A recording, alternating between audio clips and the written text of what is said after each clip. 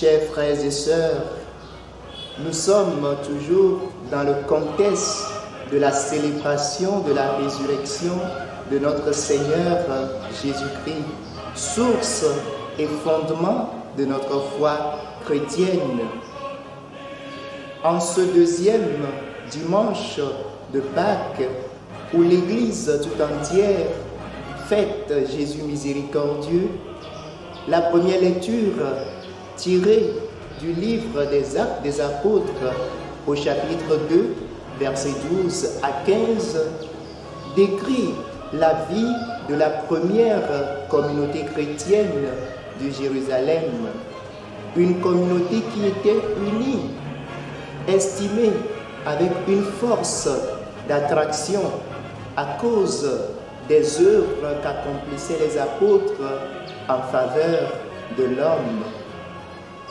Et dans la deuxième lecture tirée de l'Apocalypse au chapitre 1er, l'auteur nous présente la vision de Jean, une vision dans laquelle Jésus ressuscité révèle sa gloire et lui atteste sa suprématie et sa seigneurie. Lui qui était mort est vivant, il est parmi nous, maintenant et pour les siècles sans fin. Quant à l'évangile tiré de Saint Jean au chapitre 20, qui nous relate l'incrédulité de Thomas sur la résurrection de son maître, nous sommes invités, chers frères et sœurs, en ce jour, à avoir une foi pure et vraie, une foi qui ne se fonde pas sur ce qu'on voit ni sur ce qu'on touche, une foi pure qui se vit en communauté. C'est dans la communauté que l'on fait l'expérience du Christ ressuscité. Regardez l'exemple de Thomas qui n'était pas avec ses confrères apôtres. Il n'a pas pu faire cette expérience.